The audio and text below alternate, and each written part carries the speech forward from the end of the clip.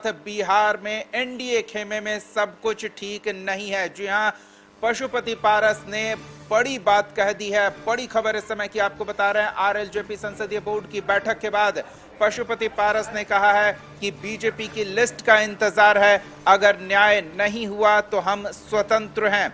यानी कि साफ तौर पर पशुपति पारस विकल्पों का इशारा कर रहे हैं। आपको बता दें कि चिराग पासवान जेपी नड्डा से मुलाकात के बाद अपनी मांगों को लेकर संतुष्ट दिखे थे। यह भी कहा जा रहा था कि एनडीए के सभी घटक दलों के साथ तालमेल स्थापित कर लिया गया है, लेकिन आरएलजेपी संसदीय बोर्ड की बैठक खत्म होने के बाद पशुपति पारस के बयान से ऐसा लग रहा है कि ऑल इज वेल नहीं है। बीजेपी की लिस्ट के इंतजार के बाद अगर न्याय नहीं हुआ तो हम स्वतंत्र हैं। बड़ी खबर इस समय की आपको बता रहे हैं।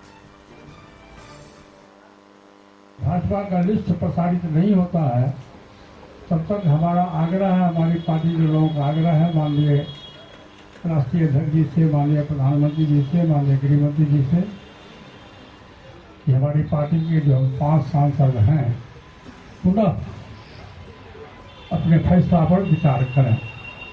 और जब तक विधिवत लिस्ट की घोषणा नहीं होती है तब तक हम लोग उस लिस्ट का इंतजार करेंगे।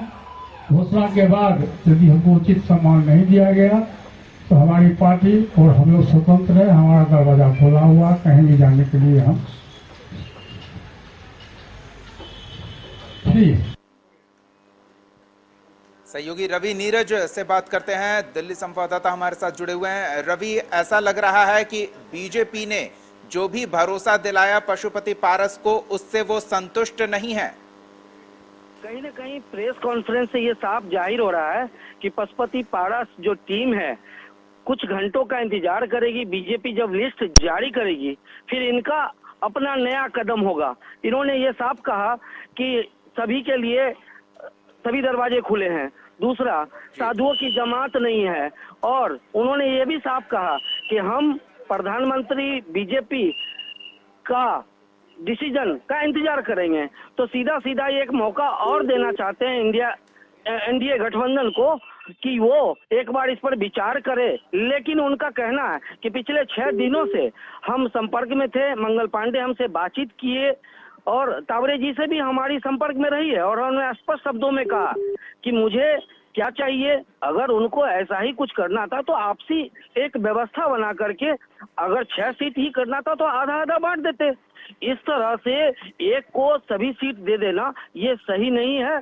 और लेकिन तब भी समय का इंतजार कर रहे हैं और बीजेपी जब लिस्ट जारी करेगी उसके बाद राष्ट्रीय लोक जनशक्ति पार्टी नए डिसीजन लेगी कि वो क्या करेगी नहीं करेगी।